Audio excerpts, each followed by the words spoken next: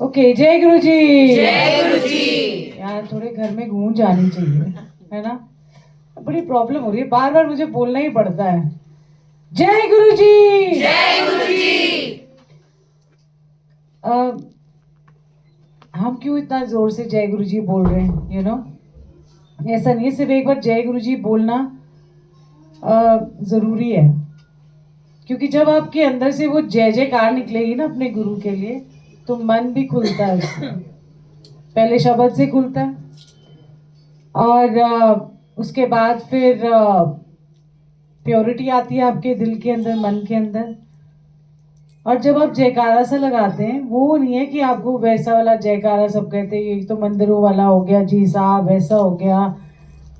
क्योंकि अंदर से जब तक वो जोर नहीं आएगा ना, तब तक जो खुला हुआ द्वार है ना, जो कुंडी लगी हुई थी, वो खुलेगी। सो जय जयकार इसलिए होती है क्योंकि जो परमात्मा या जो ब्रह्मांड के मालिक जिसका आप जयकारा लगाते हो या जय बोलते हो उनकी, वो जब आते हैं हमारी जिंदगी में, तो उनकी गुणगान करना और उनकी जो हमारे मन के अंदर के जो द्वार जो वो खोलते हैं, तो अंदर से एक जय निकलती है कि मेरे गुरु की जय जय जयकार हो, या जय हो, या ग्लोरी हो मेरे गुरु जी की। और क्यों हम बार बार ये सत्संग करते हैं, या गुरु जी के वो कहते हैं ना कि आप गुरु जी के पास आ जाओ, इधर इधर आ जाओ, इधर आ जाओ। जैसे एक नाव है गुरु जी की, नाम की तो बहुत सारी नावें चल रही हैं, हर नाम की नाव चल रही है। और जब उनके नाम की नाव चल रही है, तो हमारे को लगता है ये नहीं है कि दूसरी नाव में रस नहीं आ रहा होगा, या राम नाम की नाव में रस नहीं आ रहा, या कृष्ण भगवान के नाम की में रस नहीं आ रहा, और या माता रानी की नाम में रस नहीं आ रहा। सिंपल सी बात है, जिसको जहाँ कोई रस मिल रहा है वो वहां बैठ जाए। जिसको लग रहा है कि मेरा दिल नहीं लग रहा, तो गुरु जी कहते आ जा। सो जब गुरु आपसे कनेक्शन बनाता है, तो आप उसकी नाव में बैठ सकते हो। अदरवाइज बहुत मुश्किल है उनकी नाव में बैठना। और अगर बैठ गए, तो बुड़ बुड़ कुड़ कुड़ नहीं करनी, क्योंकि जब वो तूफान आएगा तो नाव उससे निकलेगी। हम सारे ही उसमें बैठे हैं। जिंदगी, ये धरती एक नाव की तरह है। तो जैसे जैसे वो कई बार आपको नीचे ऐसे लगेगा बस अभी इतना बड़ा तूफान आ गया, समुद्र में गए हम तो डूब गए, बट कभी डूबोगे नहीं। क्यों? क्योंकि उनके नाम की नाव है। और बुड़ बुड़ तो करनी ही नहीं, एक दूसरे को धक्के नहीं मारने, मैं बड़ा, मैं ये, मैं वो। जब तक मैं है, तो क्या होगा कि आप खुद ही नाव से गिर जाओगे, खुद ही आप छलांग मार दोगे, और फिर बोलोगे लो जी गुरु जी ने तो बचाया नहीं, क्योंकि आप खुद ही मैं की छलांग लगा रहे हो। सो इसीलिए जब उनके नाम की नाव में बैठ गए हो, तो थोड़ा सा धैर्य रखो, थोड़ी सी शांति रखो, थोड़ा ठहराव रखो। और जब ये ठहराव रखोगे ना, तब आपको लगेगा कि जिंदगी का मजा आ रहा है। क्योंकि जब वो गोते खारी होती है जिंदगी आपकी, तो ऐसे लगता है हाय गुरु जी आ की हो रहा है, कि आपको लग रहा है, पर आपको ये विश्वास होता है कि गिरेंगे नहीं, डूबेंगे नहीं, हम बैठना तो हम इसी नाव में, हमने नहीं कहीं और जाना। तो इसीलिए वो कहते हैं कि एक का लड़ पकड़ो, एक से तरोगे, उसके अलावा नहीं तरोगे। आप देखो जितने भी भक्त आए हैं ना, चाहे कबीरदास जी हो, चाहे रामानंद जी हो, चाहे सैन नाई हो, धन्ना जट हो, वो सिर्फ एक का लड़ पकड़े। ये नहीं कि थोड़ी देर इस नाव में बैठ गए, चलो इतने काम नहीं हो रहा, चलो दूजी नाच नाच जाके बैठ जावांगे, ते देखेंगे उत्थे भी होता है कि नहीं होता। सो जितनी बार आप नाव बदलोगे, उतनी बार आपका टाइम वेस्ट होता है ना। 4 साल इधर हो गए, 5 साल उधर हो गए, फिर इधर हो गए। पर जब आपका मन टिक जाए, जहाँ कोई भी हो, ये नहीं मैं कह रही कि सिर्फ गुरु जी के साथ ही हो, कईयों का मन कहीं और टिकता है, जहाँ टिकते हो ना वहीं टिक जाओ। क्योंकि बार बार नाव बदलने से टाइम वेस्ट होता है, फिर आपको लगता है फिर आपको फिर से शुरू करना पड़ता है। तो इसीलिए जहाँ जहाँ गुरु जी से जो भी गुरु जी कनेक्ट करें किसी भी संगत को, तो इसको आपको समझना चाहिए कि आप भाग्यशाली हो। आज आप सत्संग में आते हो, गुरु जी से धीरे धीरे जुड़ रहे हो, मतलब वो जोड़ रहे हैं आप वो तो कह रहे कि आ जा, तुम ही कहते हो if and but and question answer, ऐसा क्यों वैसा क्यों, ऐसे हो सकता है नहीं हो सकता। भाई पहले अपने आप को टटोल के तो देख लो कि जब आपने गुरुजी के साथ अपनी जर्नी शुरू की थी तो आप क्या थे, आप कहाँ से आए थे। और जैसे जैसे आप उनसे जुड़ते जाते हो वो आपको बुला रहे हैं, वो तो कह रहे मैं तो जोड़ने के लिए तैयार हूँ पर तू ही नहीं आता, बीच में कुछ और आता है, किसी ने पुकार लिया उठते चले गए तुसी का। सो जैसे जैसे आपके जिंदगी में पड़ाव आते रहेंगे आप देखोगे कि वैसे वैसे आपको लगेगा कि जैसे जीवन बहुत सरल है, इट्स नॉट वेरी डिफिकल्ट। कितना भी कुछ हो जाए, कहीं से भी जिंदगी आपको थप्पड़ भी मारे, बट ये याद रखना चाहिए कि ढाल हमेशा गुरु होता है, क्योंकि जब थप्पड़ लगता भी है ना तो उसकी चोट नहीं लगती आपको। ये है गुरु जी की ढाल। तो गुरु जी आपको कितना प्यार कर सकते हैं, इतना प्यार तो मैंने नहीं देखा कहीं भी इस कलयुग के अंदर।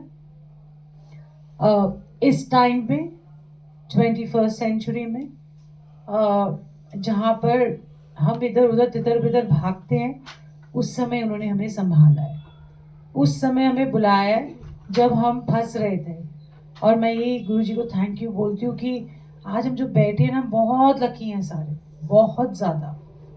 हम नहीं मिले मिले वो फर्क नहीं पड़ता, बट वो उन्होंने अपना रूप एक दिखाया है, उन्होंने अपनी पावर्स कभी ऐसे फालतू में नहीं दिखाए कि मैं ये कर सकता हूँ मैं वो कर सकता हूँ, या कोई चमत्कार ऐसे नहीं किए। क्योंकि आजकल के टाइम में जहाँ चमत्कार होते हैं बंदा वहीं भागता है। क्यों भागता है? क्योंकि उसको इंस्टेंट काम चाहिए, ये गया ये चमत्कार हुआ बस जी। सो इसीलिए गुरुजी भी ये हमें इतने अच्छे से प्यार से हमें रखा हुआ है हम सबको। कभी टटोल के देखो कि कहाँ कहाँ हमारा जीवन चला और कहाँ से कहाँ हम आ गए। सो कभी भी ये नहीं सोचना चाहिए कि उसको ज़्यादा मुझे कम उसको ज़्यादा, ये सब चीज़ें नहीं सोचनी चाहिए। क्योंकि दुनियावी चीज़ आपको 10 दिन अच्छी लगेगी, 15 दिन जो होती है वो धीरे धीरे उसका चार्म खत्म हो जाता है। तो इसीलिए जो यहाँ बैठे हैं ना, ये जो हम वो कहते हैं ना नाम के बिना क्या दुखी पाएंगे ना हम, सब कुछ भी होते हुए भी ऐसा लगता है खालीपन एक लगता है। आप कभी भी देख लेना, सब कुछ आपके पास है, सब कुछ है, और पूरे ऐशोराम परमात्मा ने गुरु ने आपको दिए हैं अच्छे से, मतलब फैमिली भी अच्छी, पैसा भी अच्छा, मतलब हर जगह अच्छा ही अच्छा है।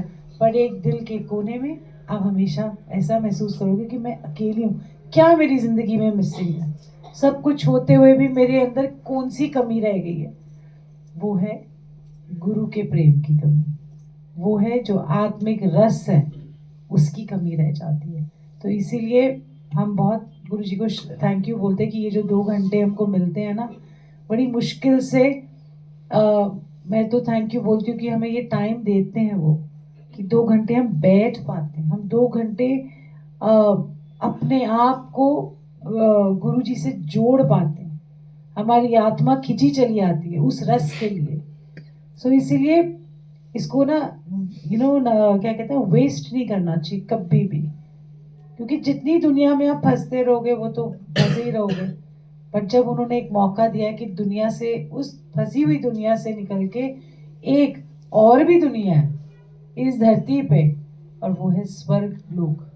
सो जब हम ये गुरुजी हमें ये छोटे छोटे स्वर्ग लोक के दर्शन देते हैं ना, तो उसमें जो रस आता है हमें लगता है कि हमारा जीवन सफल हो गया गुरु को मिलने से, हमारा जीवन सफल हो गया सत्संग से, हमारा जीवन सफल हो गया कि हमें ये जो आत्मिक रस मिल रहा है, जो पता है हमने किताबों में पढ़ा है, हमने हर जगह वो चीज़ पढ़ी है, बट वो महसूस नहीं किया, वो एक्सपीरियंस नहीं किया। तो आज जो आप यहाँ बैठे हो, कई सालों से कोई आ रहा है, कोई आज आया है, कोई कल आया था, कोई आने आने वाले टाइम में आना है, तो मुझे लगता है कि ये जो रस है बड़े जन्मों से भटकते भटकते हमको गुरुजी ने एक छोटे छोटे जब मोती इकट्ठे किए हुए हैं, है ना, हम अंदर थे, वो कहाँ ओशन के अंदर थे बंद, वो पूरा खोल के अंदर से निकाला हम जैसे लोगों को, क्योंकि बंद था, जब जब आप ये देखो ना, जब शेल में वो बंद होता है मोती, उसकी कोई वैल्यू थोड़ी ना होती है। जब वो अंदर बंद होता है वो तो एक नॉर्मल सी चीज होती है, बट उसको गुरुजी ने, आप देखो कि हमारे जैसा अगर मोती भी है, उसकी कोई वैल्यू नहीं थी, और जैसे ही बाहर निकाला, और बाहर निकालने की भी बात नहीं है, उसको कितने प्यार से खोला और फिर उसको बाहर निकाला। बात ये है, क्योंकि जोर लगता है। तो आप देखो गुरु हमारा कितना जोर लगाता है हमारे पर, एक एक संगत पे उनका पूरा ध्यान है, और पूरी तरीके से वो चाहते हैं कि बदल जाए। बात यहाँ से बदलने की है, सोच से। जब तक आपकी सोच नहीं बदलेगी तो वचन नहीं बदलेगा, जब तक आपकी सोच नहीं बदलेगी आपका एक्शन नहीं बदलेगा। तो सारा खेल यहाँ का है, सोच का। जिस दिन आपके अंदर किसी के लिए घृणा बंद हो जाए, जिस दिन आपको लगे कि हम अब ठीक है, रजा में राजी हैं उनकी, यही उनका हुक्म है। कोई क्या मुझे पूछा कि सरेंडर कैसे करते हैं भाई, मैं कहा मुझे तो लगता नहीं है मैंने आज तक सरेंडर किया है। कह तो दिया है, बट सरेंडर करना बहुत मुश्किल है। उनकी रजा में राजी रहना, जो भी जिंदगी में चल रहा है, दुख तकलीफ खुशी वॉटेवर, सबसे बड़ा दर्द भी चल रहा होगा ना, वो उनका हुक्म मान के चलना होगा कि हाँ यही है उनका हुक्म। तब तो है ना। हम तो 4 लिस्टें बना के आए, तौबा मजाए तू सीधा है ही नहीं गुरुजी आए। ओहो, सबके तो है हमारे तो है नहीं, दिख नहीं रहे हम क्या कष्ट कितना भोग रहे हैं। इतना सा कष्ट को आप इतना बड़ा बना भी देते हो, हालांकि उतना होता भी नहीं है। सो यही बात है कि उन्होंने जब हमको बुलाया है तो कुछ सीख ले। शब्द गुरबानी ढेर लगा हुआ है, इतना ढेर लगा हुआ है। आप देखो शब्द गुरबानी में सारे आपके आंसर्स होते हैं।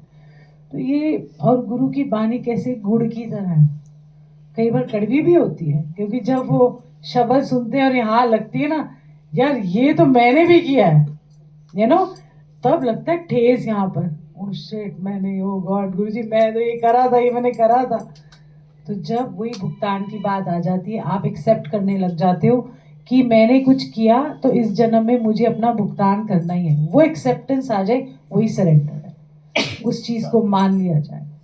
तो इसीलिए चलते चलते बस अपने आप का ना ये जो सोच विचार है ये बदलना शुरू करो। बात सारी खेल इधर की होती है, फिर जब वो सोच विचार बदलेगा, धीरे धीरे गुरु जी के गुण आप में आ जाएंगे।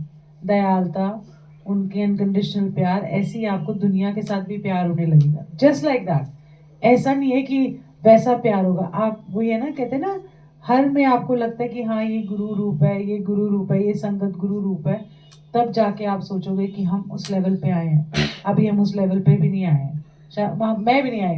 मैं सोचती, मुझे तो कभी कभी लगता है कईयों की कमी ही निकल आती है, सियापा यही हो जाता है। फिर सोचते हैं गुरु जी व्हाट इज द पॉइंट, उसकी अपनी जर्नी है, उसको चलने दो, उससे कहीं ना कहीं पहुंचना ही है। वो अपने रास्ते, हम अपने रास्ते हैं। तो जिसको जहाँ जहाँ पहुंचना होगा, जब जब टाइम आएगा वो पहुंच जाएगा। तो सारी रिपोर्ट कार्ड तो गुरुजी के पास है, हमारे पास तो कुछ है भी नहीं। और ज्यादा इफ एंड बट मत किया करो गुरुजी के साथ, ये नहीं है गुरुजी है भी कि नहीं है ना। ये तस्वीरें तो हैं, बट मन की आंखों में एक दिन बस चुपचाप बैठ के उनको महसूस करो, आपके सारे इफ एंड बट क्लियर हो जाएंगे। हम दुनिया में इतने फंसे होते हैं ना, कितने फंसे हैं दुनिया में, मतलब बंदा मिठाई के डब्बे की लड़ाइयां हो जाती है जी। मैं एक मैनू काजू दी बर्फी नहीं दिती, ओनू तो दिती बर्फी, मैनू तो खोए दी बर्फी दे दिती, लड्डू दे दिता मैनू, असी माड़े सी ये सी, मतलब आपका कितना 2-3 दिन तो उसी में वेस्ट हो गए। So imagine you are wasting your life and time over such matters, जैसे चिंटू चिंटू सी बातों में। तो आई थिंक गुरुजी ने हमारी सोच बदली है इस चीज में। अब तो वही लगता है ना ही दो तो अच्छा, ले लो, तुम ही ले लो, सारा तुम ही रख लो, हमें तो कुछ चाहिए ही नहीं। सो और एक मैंने को सत्संग सुनाना था, मेरे को पता ही नहीं यार, जो ले ही कुछ और बन रही है, क्योंकि वो ब्रह्मांड के मालिक है। तो गुरुजी कभी कभी कहते थे ना कि हम हंसते होते थे, हंसते भी नहीं थे, मन में सोचते थे कि गुरुजी कहते थे कि तुम मेरे लिए कीड़े मकोड़े हो, या जो धरती है वो एक आंवले की तरह है छोटे से मेरी हथेली में। हम सोचते थे पता नहीं गुरुजी क्या बोलते हैं, कैसे बोलते हैं।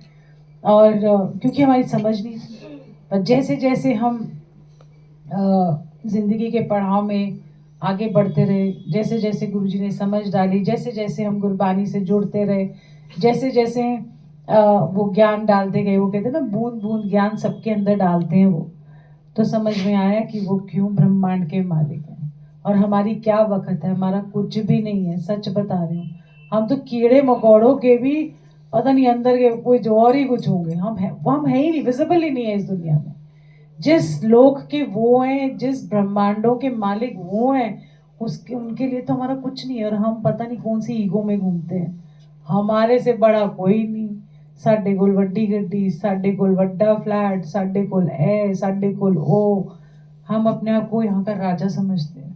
तो जब गुरु जी के पास जाते हैं तो सारे भिखारी बन जाते हैं, भिखारी के भी भिखारी बन जाते हैं। सो वो उस लेवल के हैं, तो उसको वो आपको कहते हैं वो कितना नीचे लेवल पे आके हमसे बात करते हैं, आपको पता है?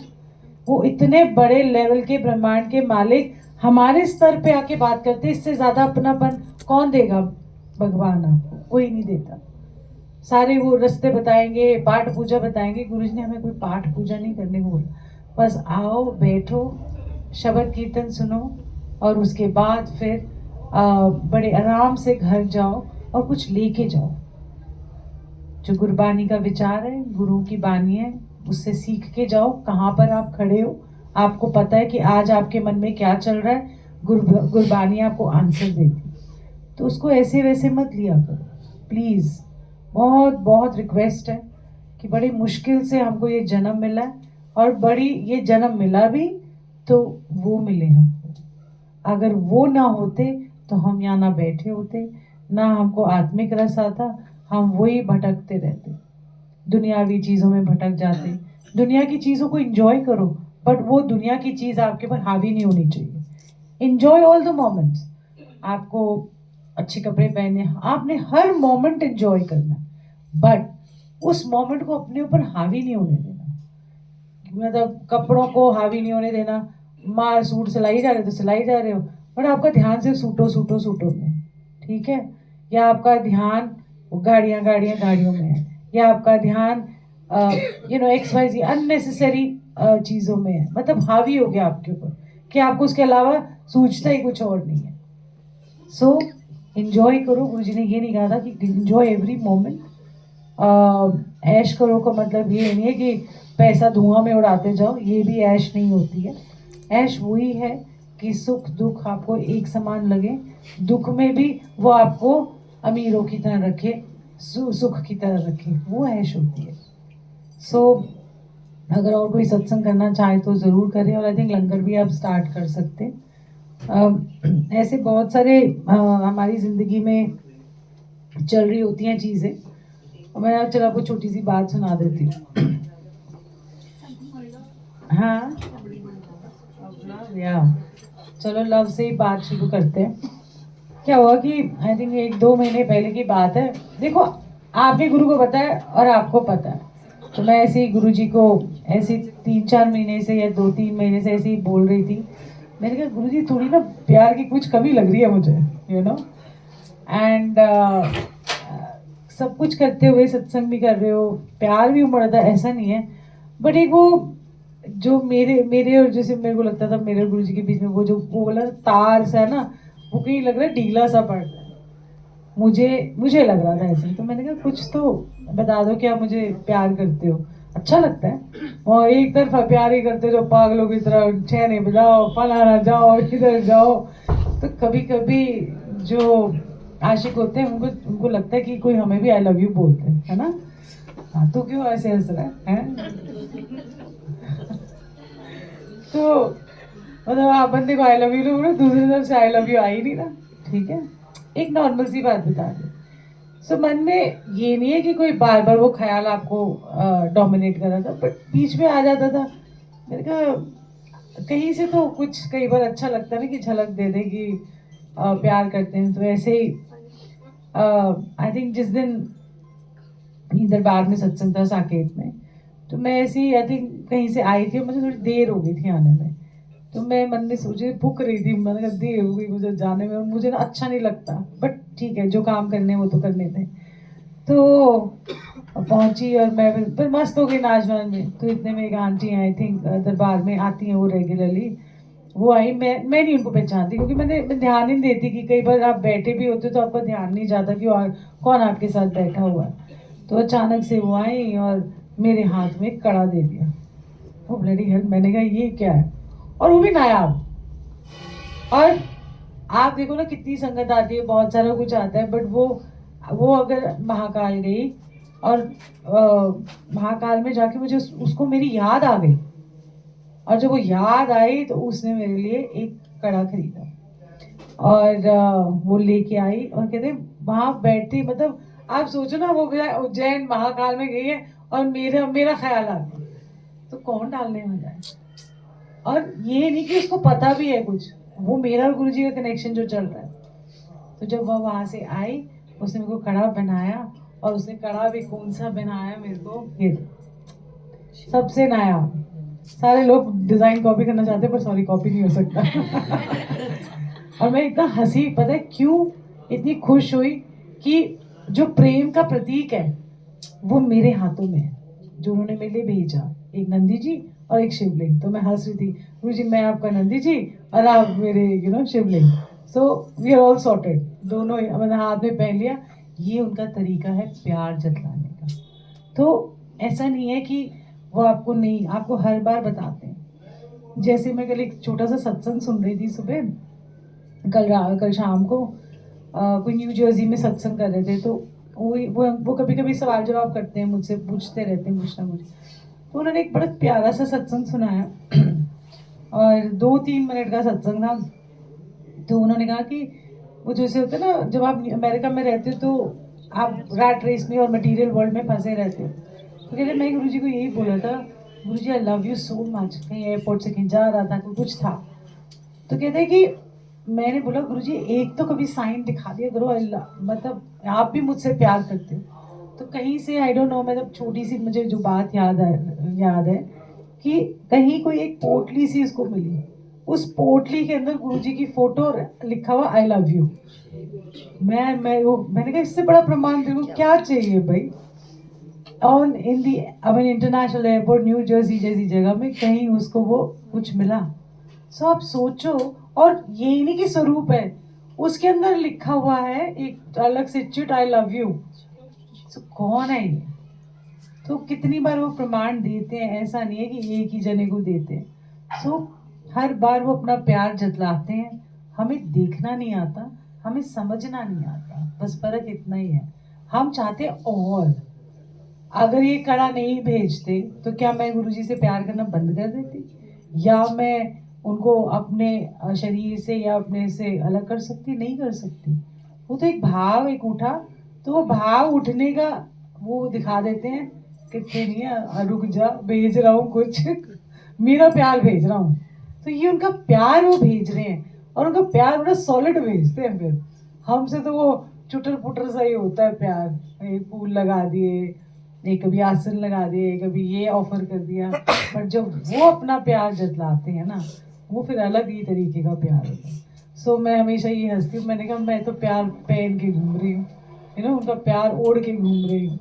सो कभी मत सोचना कि आप अकेले हो, और कभी भी जिंदगी में ये नहीं सोचना कि हमारा जन्म बेकार है, हम कुछ कर नहीं पा रहे, अपने गुरु के लिए कुछ कर नहीं पा रहे, हमसे सत्संग नहीं हो पाता घर के अंदर, हम घर में सत्संग नहीं कर सकते, हजार तरह के सर्कमस्टांसेस होंगे, हम गुरु जी को कुछ दे नहीं पा रहे, हमारे को दान देना था, हमको सेवा करनी थी, हमसे कुछ भी नहीं हो पा रहा।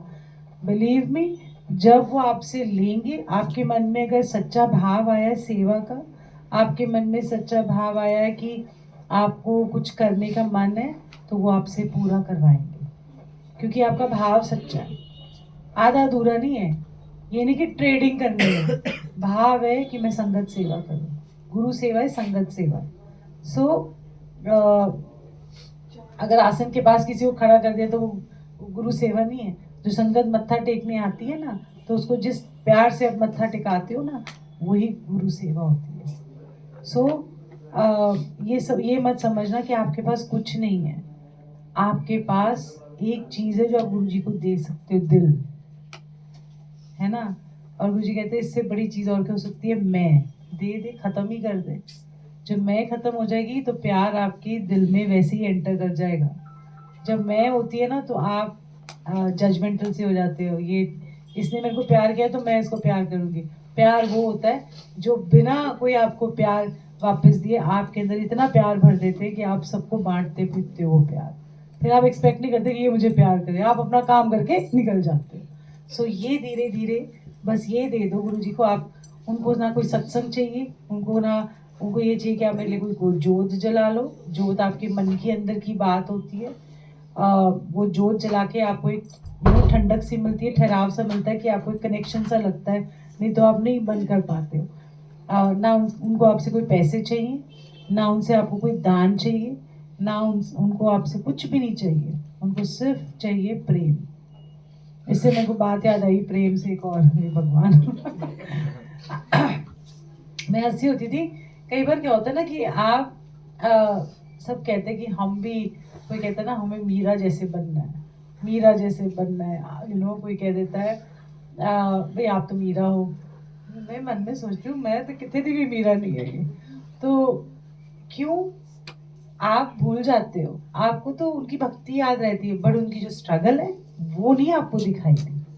जो वो स्ट्रगल किया उन्होंने उस टाइम पे, कृष्ण दर्शन के लिए, या वो भटकती थी या जाती थी, जो रानी थी महलों की, वो कहते थे ना कभी उनके सुना करो कि कभी वो फर्श पे सो जाती थी, कभी मखमल गद्दा मिल जाता था, कभी दुत्कार मिलती थी, कभी फटे हाल जाती थी, कभी रेशमी कपड़े मिल जाते थे। बट उनका प्यार ऐसा था, उनकी लाइफ में क्या क्या नहीं लोगों ने अड़चने डाली, है ना, कृष्ण प्रेम की। तो सब कहना आसान है, बट अगर मीरा बनना है तो फिर ये सब भुगतना पड़ेगा। तो अगर इसके साथ ये एक के साथ एक फ्री मिलता ही मिलता है। तो अगर मीरा जैसा है, आपको प्यार करना है गुरु जी से, कि आपको भी कोई मीरा कह दे, है ना, कोई आपको मीरा कह दे तो आपको लगता है यार ये तो गुरु जी, कई संगत एक दूसरे को बोल देते इनका तो मीरा जैसा प्यार है। तो बाद में ये नहीं पता लगा कि जब आता है ना तो साथ में वो सारी चीजें भी साथ लेके आता है। You must understand that. वो कहते हैं ना only dead fish swim with the tide. उसके विपरीत जाके फिर पानी के उस बहाव के विपरीत जाके पहुंचना, यही तप है, यही प्यार है। तो आसानी से नहीं होगा प्यार। गुरु जी भी चेक करेंगे, थोड़ा सा इधर पुश कर देंगे, हाय गुरु जी साढ़े को नहीं होता प्यार श्यार इधर का, ठीक है। सो मैं ऐसी हंस रही थी, तो एक दिन ऐसी गुरु जी ड्रीम में आए, और मैं पूरा ड्रीम तो नहीं सुनाऊंगी बट छोटा सा उसका जो रेलेवेंट है इधर के लिए। उन्होंने बड़े बुजुर्ग से लग रहे थे। मैंने कहा आपको क्या हो गया गुरुजी, थोड़े बुढ़े से लग रहे हो आप, वैसे झुके हुए से, वाइट चोले में थे और खुशबू भी नहीं आ रही थी। बट वो तो मेरा गुरु है, मतलब वो किसी कैसा भी हो तो वो तो मेरा ही है। तो मैं मन में सोची थी, और फिर मैं जाके उनकी गोदी में सर रखा, जैसे वो कुर्सी पे बैठे हैं, और मैं अब उनका अपना सर मेरी उनकी गोदी में था, तो मेरे ना बड़े प्यार से दोनों हाथों से अपने बाल सहला रहे थे। और जैसे प्यार करते हैं ना, जैसे आप कोई गोदी में आता है तो बाल सहलाते हो, गाल उस पे प्यार करते हो हाथों से, तो वो कर रहे थे। तो मैं इतना अच्छा लग रहा था मुझे, मैंने मन में सोची थी मेरे गुरु को क्या हो गया, बुढ़े से हो गए, अजीब से हो गए, झुक से गए हैं, बुढ़े वैसे नहीं बट झुक से गए हैं, खुशबू भी नहीं आ रही। मन में सोच रही हूँ उनके जब गोदी में सर था। और मुझे कहते हैं, मुझे कहते हैं मैं ना बड़े जन्मा तो अपनी मीरा ढूंढ रहा सी। और मेरे मन में शायद मुझे कह देंगे, थैंक गॉड मुझे नहीं कहा नहीं नहीं ऐसी बात नहीं है, मैं तो मजाक कर रही हूँ। तो मुझे कहते हैं बोल के अपना बात खत्म हुई होगी, फिर मुझे कहते हैं तू तो मेरी दास है मीरा। मेरे को पता ही नहीं कि मैं उनकी दास क्या होता है। तो मैंने कहा, फिर मैंने गुरु जी से पूछा, मैंने कहा दास का मतलब क्या होता है गुरु जी, सपने में। तो उन्होंने मुझे बोला कि दास का मतलब ये होता है कि जो खुद तो भूखा रहेगा पर मुझे कभी भूखा नहीं रखे। इसका मतलब अब क्या लगाओगे आप, बताओ? क्वेश्चन आंसर है, प्रेम से भूखा ना रखे ना कोई। खुद हम प्रेम से वंचित रह सकते हैं पर अपने गुरु को नहीं रख सकते। चाहे आपकी जिंदगी में प्यार है या नहीं है ना, बट अपने गुरु का जो प्यार है, गुरु के लिए जो प्यार है, वो जिंदा रखना है, ठीक है। सो मैं हंसती हुई मैंने कहा अच्छा गुरु जी, फिर एनीवे वो बाकी चीज़ें तो मतलब आपके मतलब की नहीं है। तो मैं बड़े बाद में सोची, जब सपने से उठी तो मैंने सोचा अरे गुरु जी को जो भूखा रखेगा, मैं कहा है मैं तो भोग ही नहीं लगाती मैं दरबार में, ये सच्ची बता रही हूँ कि भोग नहीं लगाती और ये नहीं करती। यार गुरु जी कई बार कुछ ज़्यादा हो जाती है, पानी पिला दो।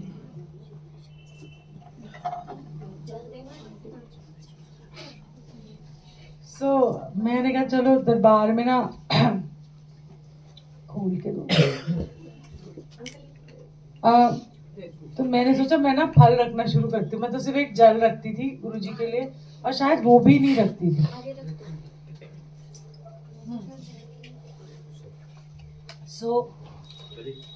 फिर मैंने सोचा चलो फल ही रख देती हूँ, एप्पल रख देती हूँ या एक अमरूद या जो भी है।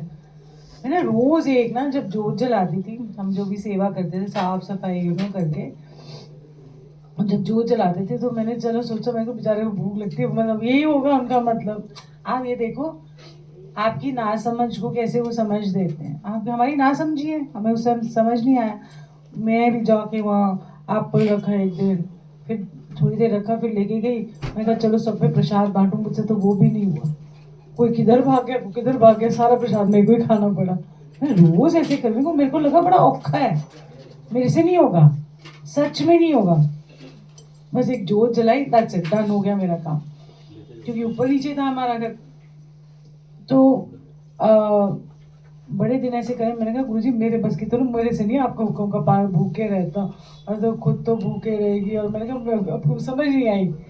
एक दिन मेरे पास एक पर्चा आया, किसी ने मुझे दिया, एक दो फोटो कॉपी पेज। तो मैं मन में सोचा, मैंने कहा पता नहीं क्या है। और आपको पता नहीं फर्स्ट लाइन पता है क्या लिखी हुई थी? परमात्मा को किस चीज की भूख होती है? प्रेम। ब्लडी हेल, मैं भी फल भी दे रहा, फल के अंदर सारी मटेरियल चीजें, कभी एक दिन काजू बादाम रख दे, सारे मुझे ही खाने पड़े, कोई होता ही नहीं था खाने के लिए। मैंने कहा खुद लगाओ भोग और खुद ही खाओ। तब मुझे जाके समझ में आ गया कि गुरुजी का मतलब यही था कि मुझे प्रेम से भूखा नहीं रखना। तो ये जो आपके अंदर जो प्रेम की भावना है, जो गुरु के प्रति प्रेम की भावना है, यही उनकी खुराक है और कुछ नहीं है। तो ऐसे ही गुरु जी से आपने प्यार करना है, खूब अच्छे से टूट के, दिल से। और एक पल के लिए कर लो, सारे दिन में एक पल, ज़्यादा नहीं। एक पल में बोल दो, बस एक पल में वो फोर्स आना चाहिए आपके अंदर गुरु के प्यार के लिए। बस ऐसे ही चलते फिरते कैसे भी हो, कुछ भी हो, वो एक पल आपका बड़े जन्मों का कर्म काट हो जाता है, एक पल, क्योंकि आपका वो प्योर पल होता है। बस वही चीज़ है। अब बाकी तो आप दुनिया में भटकते रहो, उधर भी जाओ, उधर भी जाओ, इधर भी जाओ।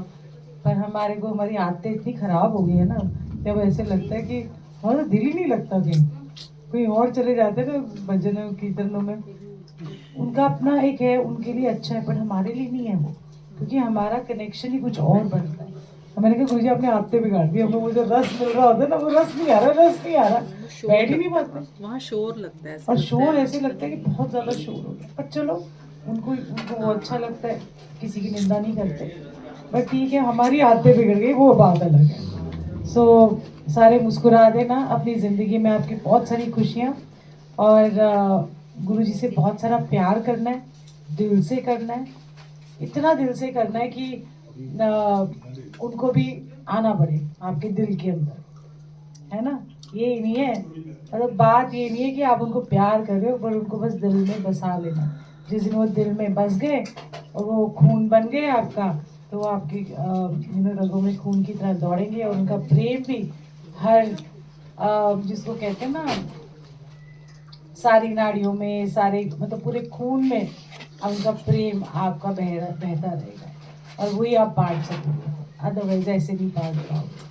तो खूब सारा प्यार करना है, खूब सारे मुस्कुराहट, खूब सारी खुशियाँ, एंड गुरु जी से बहुत सारा प्यार करना है, और गुरु जी भी बहुत सारा प्यार करते हैं हम सबको, उसमें कोई डाउट नहीं है। अगर और कोई सत्संग करना चाहे तो प्लीज़ करें। ईशु तू ही थैंक यू बोल दे आजा